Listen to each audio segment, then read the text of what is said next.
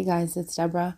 I have to talk a little quietly because it's like really late and people are sleeping, but I really wanted to talk to you guys. So about that blood moon that just passed, the beaver moon, which was on the 8th, that's the last total lunar eclipse, full lunar eclipse till 2025. I did not know that. I know probably a lot of you guys knew that, but that's just crazy. These are real photos of that moon. Like these are like the actual photos from that one. Um, and it's the last total lunar eclipse until 2025. That has to mean something. That, you have the verse that says the moon will be turned to blood before the great notable day of the Lord. So what does that even mean when this is the last one for so long? And God can turn any moon into a blood moon. He can just turn a regular moon into a blood moon. But he does work with the celestial patterns that are set, that we can track because, we're to watch the sun, moon, and stars for signs. They're for signs and seasons. So he uses what is natural and is supposed to happen. So it doesn't seem like he would just take any moon and turn it red. So it's like the last one until 2025. So that is something I wanted to talk to you guys about. But there's something else really amazing too. And the last video that I posted is a young girl, just a repost of her testimony of being saved by a street preacher. Man, if you haven't seen it, it is so powerful. And it was just really, it was just really amazing. It moved me so much. I don't usually like post other people's videos, but it was that moving. But let me know what you guys think about the fact that there's not another total lunar eclipse till 2025. I mean, that's a long time. So I'm not sure what I really think about that. I prayed about it. I asked God about it, and I'm just not sure what the gap is. The only thing that makes sense is that this is that lunar eclipse before the great notable day of the Lord. And you have the Israeli elections. You have Netanyahu now starting to form a government, or attempting to. You have the US elections, which I'm not 100% sure, like all the stuff with that. I had to ask a friend like what it really means, but I understand more about it being a midterm election, and there's just so much there. And then Trump saying he's going to come back. So it's all at the same time as this lunar eclipse that like isn't going to happen again for basically 3 years. This is the other thing I wanted to share with you guys, and I saw it on Watchmen for That Great Day, and you might have seen it. I just wanted to talk to you about it. But it said war sirens sounded in Thessaloniki. What happened? So it's like Thessalonica. I don't know how you pronounce it. Thessaloniki. Nike. I'm not sure.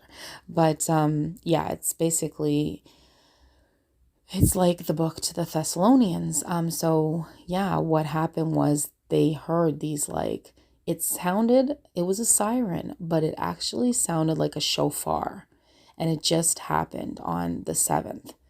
So here's what it says. It said at approximately 4 in the morning, while heavy rain was in progress, combined with strong winds, the war sirens began to sound.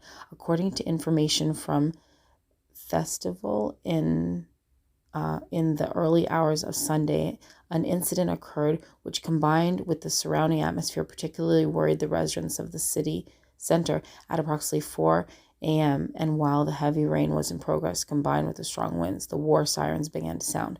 And if you hear them, it kind of sounds like a shofar. So right when that blood moon was hitting in Thessalonica, all right, people, I'll get to more of this, but it sounded like a shofar woke them up at 4 a.m. And then it says, naturally, most people woke up. They went out to their balconies to see what happened. Strong storm, tree branches bending from strong winds, and an eerie sound, a horror scene if nothing else. The phones at the authorities started ringing. Police and fire started to investigate what happened. The false alarm was attributed to a malfunction due to bad weather, and after a few minutes, the sirens stopped sounding. Just think about 4 in the morning, you hear what sounds like a shofar in Thessalonica. I mean, you can't make this up. Just before that blood moon, I don't know when they saw it or whatever, but I mean, you can't even make this stuff up. And they didn't know what it was.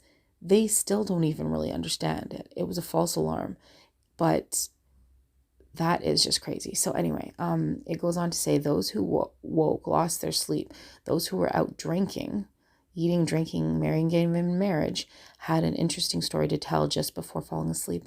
On the other hand, those who believed that it was a message about what was to come were probably wrong, as Eva only did in Thessaloniki was to cause a storm and drop some tree branches.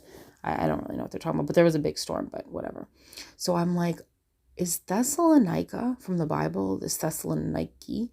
And yeah, it's the same. It says, it's right near Greek, city of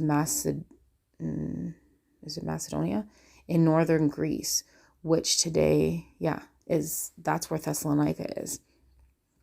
So it's in northern Greece. So, I was like, this is amazing. So yeah, this is the city where modern day Thessalonica, I don't know how to pronounce it properly, is. And I mean, the fact that it happened around that blood moon too, though, that was just, but I'll relate it to Watchmen for that great day, related to something that was unbelievable and amazing. And yeah, I just looked up how close on the map it is. That's where you can see on the map there. And Watchmen for that great day, he related it to this verse, and I'll explain why.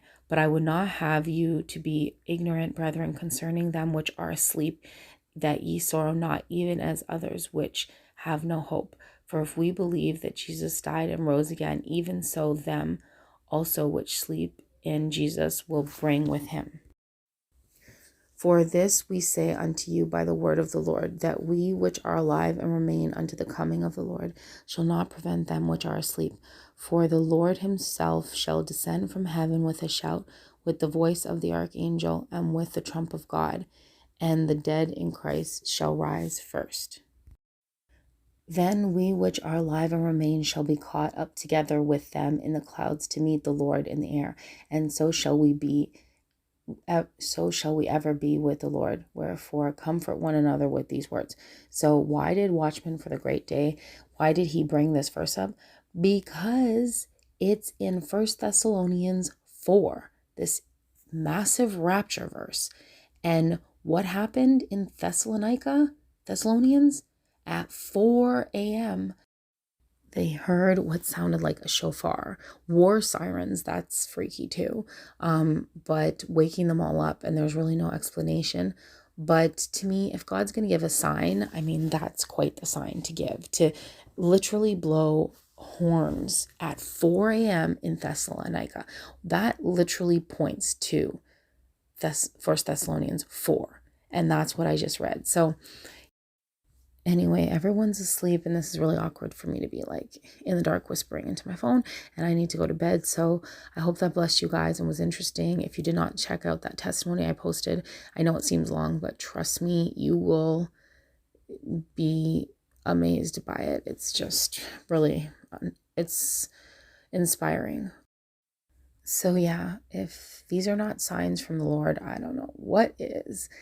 Blowing horns in Thessalonica at 4 a.m., which is like the most significant, pretty much rapture verse.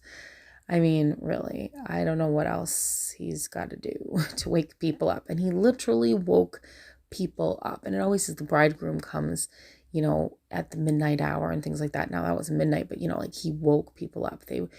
They woke up in the middle of the night, and some people were drinking and whatever. And he came in the midst of their partying and whatever.